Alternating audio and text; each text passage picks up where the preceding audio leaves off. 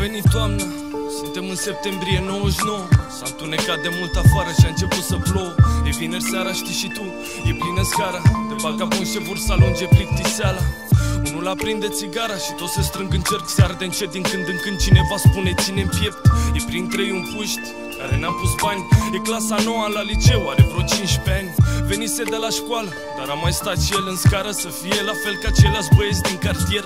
Fumase heroină, dar nu-l interesa, părea un simplu drog atunci, mai mult de atât nici că știa. S-a dus acasă și s-a comportat ciudat. A doua zi la masă a vomitat tot ce a mâncat. Părinții nu s-au prins crezând că s-a îmbătat, când el de fapt venise pentru prima dată acasă spart. A continuat și a doua zi la fel, bucuros de noul anturaj din cartier. A trecut o lună, au trecut 2-3, dar într-o zi niciunul dintre ei n-a mai produs lei. Știa, venise rândul lui să facă ceva, combinație cumva sau să dea măcar impresia. Și cum avea alocația pe ultimele luni pentru davale, ajungea câteva zile, banii au fost destui. Băieții lui atunci le-au îmbrățișat, iar cel mai șmecher dintre ei a zis: fratele meu, tu ești băiat.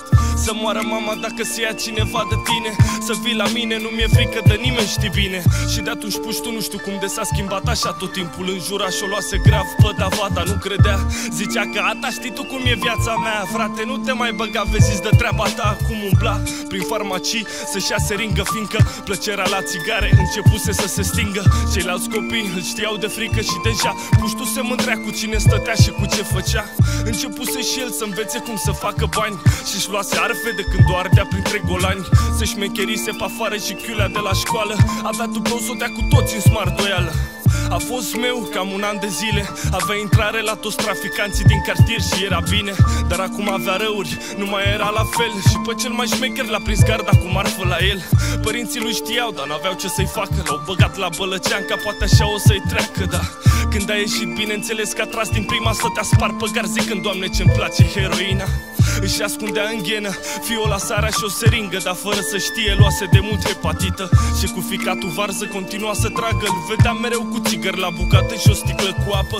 Stătea singur pe gard, brigada s-a spart când și-a dat gherlă și a vrut să-și facă mai mult, că nu l-a luat. S-au certat, s-au bătut, se înjurau când se întâlneau, își mai vorbeau frumos doar atunci când se combinau. Și puștiu fura din casa acum, vându-se aproape tot. Tasul era bolnav, măsa nu mai muncea deloc, era 2003, se lăsase de școală și se gândea să vândă marfă sau să plece din țară. Stătea pe afară, făcându-și planuri care s-au destrămat. Într-o zi banală, când totul s-a terminat, a plecat să-și ia davadă la altcineva. Auzise că arup norma marfa, dar nu prea credea. Din 2 bile 15 unități da cremă, și asta câteva ore până și-a găsit o venă. După ce și-a făcut, a închis ochii și-a căzut, a făcut spume și atât. Acum e pierdut, caput.